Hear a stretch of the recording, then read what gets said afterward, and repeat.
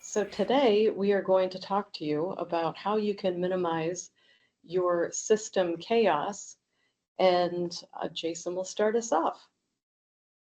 Right. I like to start everything with a proposition. I don't know if it's the science thing, but the proposition here is if we reduce system chaos, that it'll reduce cost in your business and open opportunities. We know that, um, we have all these multiple systems out there. I talked to a friend of mine back when I had a real job in the industry, and he was in IT. And he said, Jason, do you understand we have over 1,300 applications just under my purview? And I said, how did that happen? He said, I don't know. That's what we've got, and we've got to manage it all. And so we'll just start with an example that's a little bit relatable. I'm sure your garage is perfect, but this was my garage. All right. And the thought I had that kind of connected here for me is that, I'll get an hour maybe where I've got some free time. And it's like, oh, we could go on a walk. We could go on a bike ride. And, it's going to be difficult to get the bike out of there. Where are the helmets? I don't know. If we're taking the kids, it's like, are they under the pile? Are they in a bin somewhere? Are they downstairs in the basement? Who knows? And it's reduced our opportunity to have a nice walk because we're fiddling with pulling bikes out of a spaghetti mess there, trying to find things. It reduces opportunities. I think it's very similar in the businesses where we work, where when we don't know where things are, we're not communicating properly across systems, we're having to manage all of this mess. It just reduces our ability to take advantage of really cool opportunities. And that is a perfect example, very relatable for all of us, sadly, but it's the perfect example of what a lot of our environments end up looking like professionally. And as with garages, over time, we just continue to stand up different departments or find the best option for a specific environment. And much like with that mess in the garage, it's really hard for us to get full clarity of what we're dealing with. So, from a lot of personal experience with Jason and I working with customers and helping them, I know the pain, and in previous lives as well, where you need to shepherd a project, you need to understand how it's going, but marketing is potentially using a different system than what your IT group is using. And even different yet, maybe your service desk, and they're a part of the project or the solution. It's just chaotic when you try and understand where your progress is at or all the different departments that are needed to fulfill a solution when you're looking across multiple environments, multiple systems, using different ways to track all of your hours and your team's time. So let's talk about what else we can do.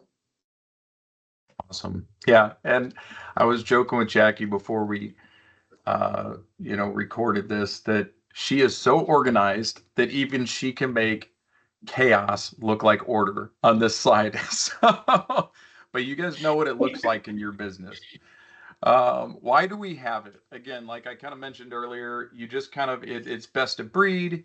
Um, you know, Maybe this tool works better for this thing, and this tool works better for, this type of work. And I totally get that. And we wake up one day and we just have all of these systems. That's not even entirely wrong. It's totally understandable. It's not like the world is full of prima donnas that are like, I have to have it my way. It's just how it occurs over time. And then you wake up as a business and you realize I have to pay for managing all this. I have to have system administrators for all this. I have to manage the licensing and the timing on the licensing and the cost. And if I'm buying by the drink on all of this licensing, I'm probably paying a lot more than I have to for all of this. And, when am I taking version upgrades? And there's all kinds of limitations there. And all of a sudden, it's crazy. But that's kind of how it ends up happening. It's like the garage, and then, but why don't we clean it up? At least where possible. And again, it's like the garage. It's hard. It's difficult. It's time consuming. I've got other stuff I'd rather do. I have competing priorities. And again, some of these systems it makes sense to have them out there. We're not going to have the like one ring to rule them all kind of a thing going on in our companies.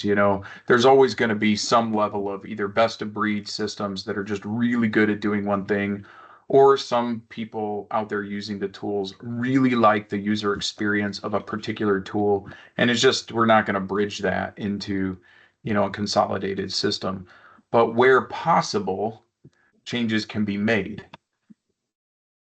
Just really briefly, there's kind of the right way of doing business, and of course that's subjective, but we know, let's make an assumption that it can be better right now. And so over time, we could improve the ways that we do business, our processes, our ways of working, our culture, our training. There is that system chaos that we're talking about, where we just have the 1,300 applications, that we're managing, and that could be 1,000, 800, 600. What is that right number of reducing that so that we have less chaos? And that takes time, right? But there are some things that we could actually do now to improve the output, which is that green line, which is the outcomes that you're seeking to achieve. All right. And so yes, maybe fixing everything could take months and years, but we're going to talk here just really briefly about some things you can actually do now. You don't have to hire a company like Valiantys. We do work with clients over the course of months and years to clean up their system chaos. But in this particular video, we want to share some things you could actually do now and take some power and control into your hands. So where do we start? Valiantys is an Atlassian partner, so I put the little emblem for Atlassian up there, but really any tool system that you want to use that is versatile enough to work across multiple departments is a good place to start.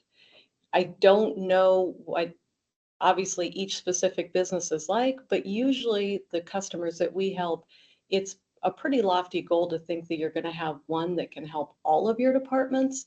But if you can at least start to narrow it down to one tool that can help many of them, that's a good place to start, especially the ones that are going to have to collaborate on projects, because that's where you're going to see a lot of lift right away. For those other ones that Jason was talking about, where you have the best in breed, or you simply cannot use the same software for finance that you do for your projects, which makes a lot of sense.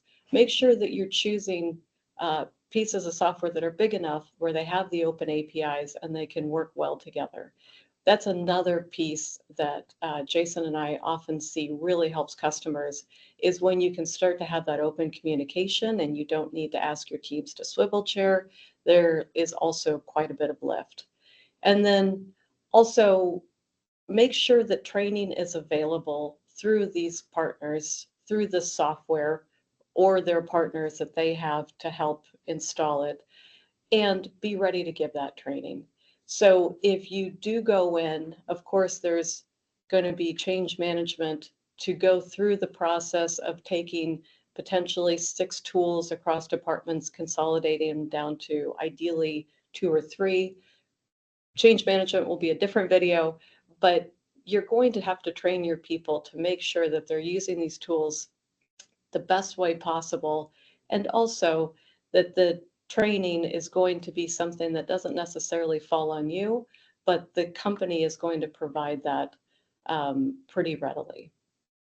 And there's one, maybe like a mystery guest thing you can do now. So if he put up his little pinky finger in this slide, maybe there'd be a little honorary mention 4th thing that you could do. And that's something Jacqueline and I were talking about before this as well. And that is be aware of the timing of your renewals. So all of these systems out there, the smart sheets, the Asanas, the other systems that could, in our world, in that Atlassian world, we can consolidate a lot of that into Atlassian platform functionality quite well. But if you kind of wait till the last minute, it's like, shoot, now I gotta renew that system again for another year, 2 or 3 years, whatever that renewal looks like. And that's tough. So we always advise our clients to look out at least a few months ahead of time to start to plan some requirements, if there are going to be some APIs that we need to work on, or even we have a full stack app dev shop here where we can do, front end redesign and web app redesigned so that your users could have the same experience that they're used to having inside of this other ancillary application, but actually be interfacing inside of the Atlassian platform. That stuff you want to look out at least a few months ahead of time to start planning that. And then you get a really smooth transition to where we're implementing, we're planning, we're executing all that and doing the training that Jacqueline just mentioned so that when that renewals, timeline comes up, you can make that smooth transition. So Great call out, Jason. Yeah, definitely a great way to save money there. A little pre-planning. Okay, so here's an example of a customer that we've worked with in the past, and this is just an example of this particular customer had Smartsheets, Excel, random documents on people's desktops, and we were able to consolidate them down to all of this work in Jira. And as you can see, they had Jira Premium where it was tiered, which is one of my favorite things about Jira Premium is you can click on the project work and see all the team's work that rolls up to it and the expected due dates and status of it. But this is just one example of how we've helped customers in the past. And for this one, we're only talking about a handful of systems consolidated, but certainly we have many other larger scale options available to those of you who are working across multiple systems. yep. And this client, it's super cool because they did everything we just talked about. They looked ahead of time.